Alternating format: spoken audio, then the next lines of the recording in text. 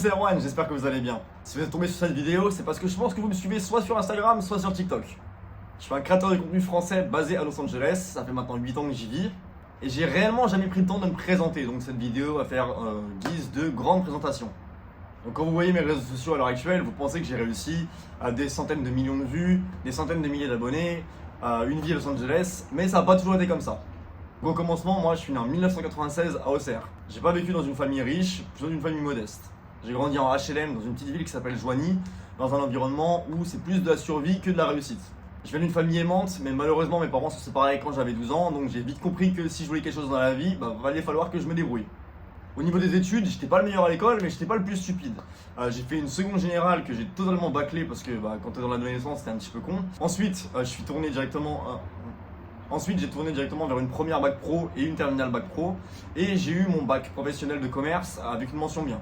C'était une filiale que j'aimais beaucoup, j'apprenais des choses qui n'étaient pas vraiment dans le sens général des choses, donc ça a piqué mon intérêt et j'ai vraiment étudié pour avoir mon bac. Ensuite, j'ai fait un an de BTS commerce international qui m'a permis en fin d'année de faire un voyage, un stage rémunéré.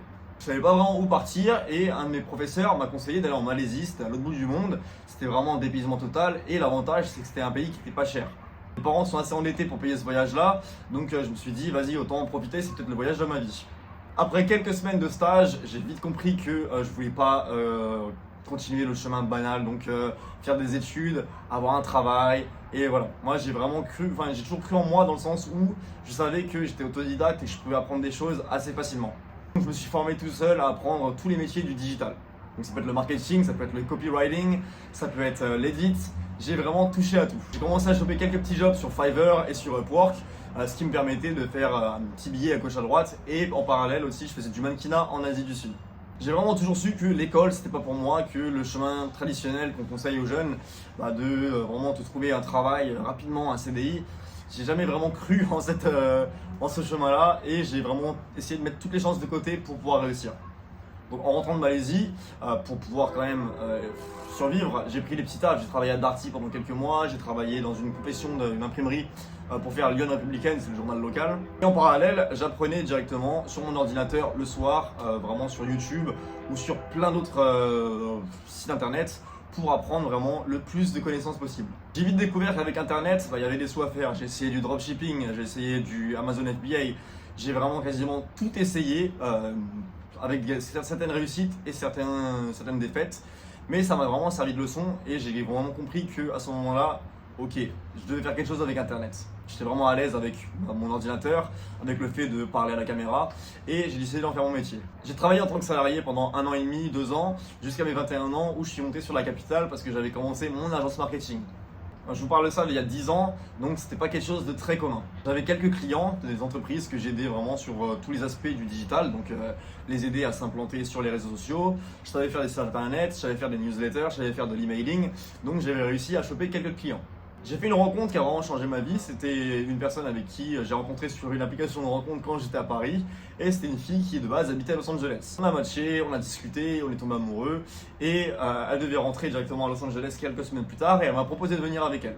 Moi c'était vraiment l'opportunité rêvée, j'ai toujours été bon à l'école en langue, donc je me suis dit, vas-y ça va être facile, un nouveau pays, ça me fait pas trop peur, et vraiment par rapport à mon voyage en Malaisie, j'avais une soif de voyager encore. Je suis arrivé à Los Angeles le 13 septembre 2018, à 22 ans. La semaine d'avant, je travaillais encore dans une entreprise qui s'appelle Yatedo. C'était vraiment un entry level. J'étais en tant que business dev et en tant qu'assistant business dev, et ça me plaisait pas. Donc le jour de mon anniversaire, le 5 septembre, j'ai mis ma lettre de démission, et une semaine après, j'étais dans l'avion pour partir à Los Angeles. Je suis arrivé à Los Angeles avec vraiment très peu de ressources, ce qui était près d'un billet d'avion et de 500 € dans les poches. J'ai eu la chance que la personne avec qui j'étais me soutienne et vienne d'une famille assez riche, donc elle a pu m'aider financièrement. Et le deuxième jour, pour la petite anecdote, on est parti à la banque, elle a ouvert un compte en banque pour moi et elle a mis 5000 balles dedans. Moi, la vie, c'est fait d'opportunités et un petit peu de chance, et j'ai vraiment eu cet aspect d'avoir de la chance rapidement. Les débuts à Los Angeles n'ont pas été les plus simples. J'avais la barrière de la langue, la barrière de la culture, et je ne pouvais pas encore travailler.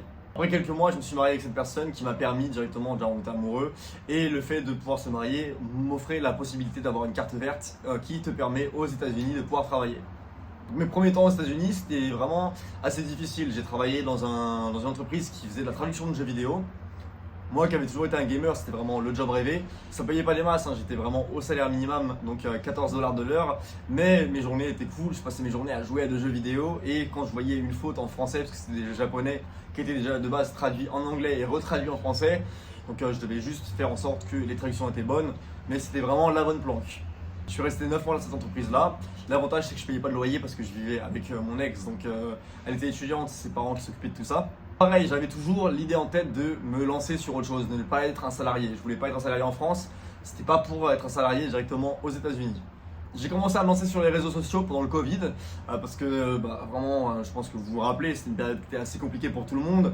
Ma famille elle stressait de base, je ne les avais pas eu depuis quelques mois, c'était assez compliqué. Pendant le Covid, j'ai vraiment explosé à apprendre vraiment toutes les connaissances possibles. J'ai passé des certifications sur Google qui sont en marketing. J'ai travaillé en remote avec des personnes qui m'ont appris énormément de connaissances. Et de là, j'ai décidé de tout arrêter, de tout abandonner et de me lancer vraiment à mon compte à temps plein. J'ai essayé vraiment énormément de business. J'ai commencé par faire des Airbnb, ce qui marchait bien directement avant le Covid. Donc j'avais réussi à avoir jusqu'à 7 appartements avec un entrepreneur français qui directement me mettait les fonds. Et moi je faisais tout ce qui était exécution. J'ai eu des réussites, j'ai eu des défaites, j'ai fait vraiment de tout. J'ai vraiment tout essayé, que ce soit dans le marketing, que ce soit dans l'affiliation, que ce soit dans le copywriting, dans la traduction. J'ai tout essayé, j'ai eu beaucoup de défaites, beaucoup de réussites. Et directement à un moment donné, j'ai trouvé que ma filiale, ce qui me réussissait le plus, c'était la création de contenu. J'ai commencé à créer des vidéos sur internet, sur TikTok, pour directement déjà donner des nouvelles à ma famille. Et j'ai la chance qu'une de mes vidéos, qui était de montrer le plus vieux McDonald's des États-Unis, a percé du jour au lendemain. Je me suis endormi un soir avec à peu près 500-600 abonnés sur TikTok. J'ai posté cette vidéo-là et le lendemain, la vidéo avait plus d'1,5 million, 500 000 vues et j'avais pris plus de 10 000 abonnés. Et quand tu prends plus de 10 000 abonnés sur TikTok, on t'offre l'option de pouvoir être rémunéré en postant des vidéos longues, ce qui est la Creativity Beta. Et de là, tout était parti. J'ai posté des vidéos tous les jours, mais je me suis vite rendu compte d'un truc. Faire des vues, c'est pas réussir. Faire de l'argent, c'est pas réussir non plus. Réussir, c'est être aligné avec ce que tu fais. J'ai sorti plus de 1000 vidéos. L'avantage, c'est que j'ai toujours eu un train de vie qui était assez cool. C'est qu'après le Covid, quand j'ai commencé à me lancer sur les réseaux et que j'ai commencé à faire des sous, ça m'a ouvert beaucoup de portes. J'ai été promoteur dans les boîtes de nuit. Donc je montrais ma vie vraiment entourée de belles femmes, de bouteilles, de voitures exotiques, de voyages. J'avais vraiment la bonne vie. Ensuite, j'ai fait une rencontre qui a aussi changé ma vie derrière. C'est Madison. Madison, c'est ma pote qui est milliardaire et avec laquelle on a fait énormément de vidéos où je présentais ses chats, je présentais sa vie et c'était ce qui a fait vraiment le déclic de me faire passer du créateur de contenu, on va dire moyen avec quelques dizaines de milliers d'abonnés, au créateur de contenu que je suis aujourd'hui. J'ai commencé à travailler pour elle vu que c'est une personne qui est très aisée. J'ai commencé en tant que son assistant et vraiment son assistant vraiment de base. On va dire le mec qui, quand elle a besoin d'aller à un café, j'allais lui chercher un café. Et au final, j'ai monté les échelons pour pouvoir directement avoir plus de clients. Donc j'ai eu Madison et j'ai eu d'autres personnes. Et je m'occupais vraiment aussi de leurs comptes, que ce soit leurs comptes sur les réseaux sociaux et sur les comptes business. J'ai toujours été bon avec les chiffres, j'ai toujours été bon, j'ai toujours eu un talent inné avec le fait d'être débrouillard, ce qui m'a aidé dans tout ce que j'ai accompli aujourd'hui. J'ai été assistant de millionnaire pendant quelques années et à l'heure actuelle maintenant j'ai décidé de tourner cette page là.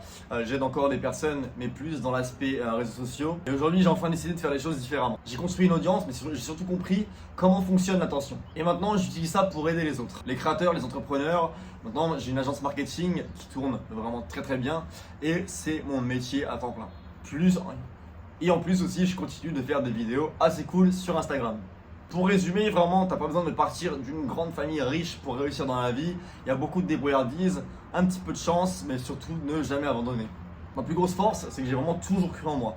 Même quand j'avais des moments de doute, des moments de mou, je me suis toujours donné à 200% pour avoir ce que j'ai à l'heure actuelle.